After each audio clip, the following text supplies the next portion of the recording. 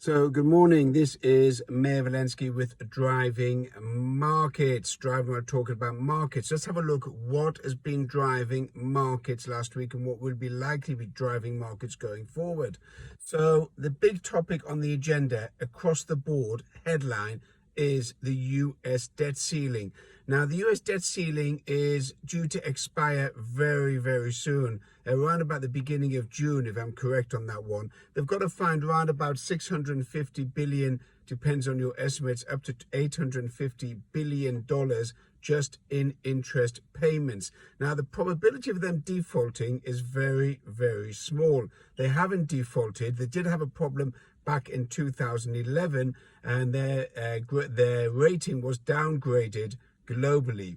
However, I don't think that's going to happen at the moment. The probability is that they're going to come to an agreement. Now, the Republicans want cuts in the budget because there's just too much money being spent, and the Democrats are effectively refusing, mainly for political reasons, not so much for any other social reasons, is because if they make cuts now, which is anti-democratic, then that could impact on the elections in 2024, taking into account that Joe Biden is running, or let's say sleeping into the next election. I'm not sure how much the Democrats are going to be able to govern in the US if they do win, God forbid, because that would be disaster.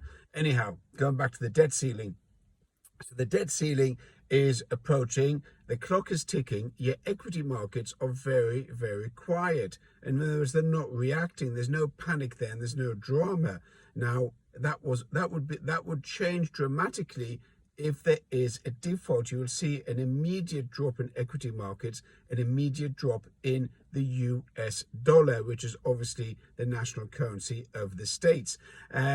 Unlikely to happen again, because I do believe that there'll be some agreement between the Democrats and the Republicans in order to increase that debt ceiling. But considering that the US debt is doubling at the moment every 10 years and is growing faster, if a Democratic government comes in 2024, then you could see the debt ceiling reach 60 trillion by 2030, not by 2034, because their spending is just out of control. Moving on to a couple of other things, you've got the G7 this week, massive meeting in Hiroshima, Japan, the point where the first atomic bomb was dropped, the second one Nagasaki. Anyhow, so let's hope they're not going to drop an atomic bomb in Hiroshima this time by affecting all global markets. But the G7, the top economies in the world are meeting: UK, US, France, Germany, Canada, Japan, etc., and Russia. They're all meeting in Hiroshima, and they're going to be discussing the global economy. That will also have an impact on markets, because that will give you a general guide as to how they are thinking, even though I don't really like the way they think, but never mind, that will give a general guide how to thinking. They'll be discussing two main things on the agenda. Number one will be recession, which is heading that way globally, and number two will be inflation, which is impacting and affecting all developed countries. Inflation is not going down. The headline numbers, as I stated over and over again, are clearly manipulated. Core inflation is burning there and is probably going to keep on flaming up and rising over the next 12 to 18 months, and the governments really are ineffective and can't really do much about it. If there is a default on the US debt, then you'll see gold shoot up as a safe haven. So there'll be a massive rush to gold. And you can see gold at the moment is $2,010 an ounce. You could see that rush up very, very quickly to 2050, and also up towards the 2100 level, which would have been the highest level in many, many, many years.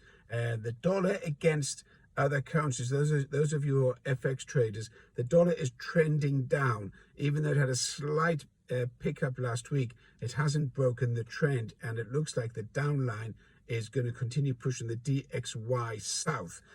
Dollar weakness due to the fact that interest rates are unlikely to rise in the US going forward. So you will have strength in the, should have strength in the euro and the pound. The pound came off slightly last week from its short-term high of 126.5 down to 124.5, but I expect that to push back up towards the 126, 127 level in the near term.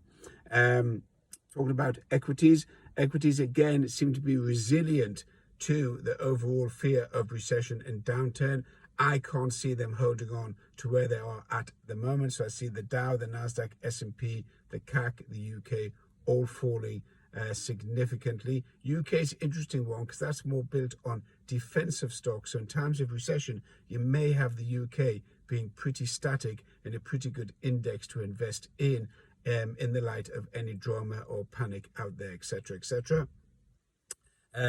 Shares to look at: Meta, Amazon, Google, Salesforce. These are the shares that have pulled up the Nasdaq to 8-month high. I don't see them going any higher. I see them as actually topping out here and falling further. Tesla's had a good run recently, back up to 179, 180. I see that pulling back all the way down to 140 in the near future. That's more or less it from driving markets today. You can share, subscribe, comment. More than happy to hear what you have to say. Have a good day.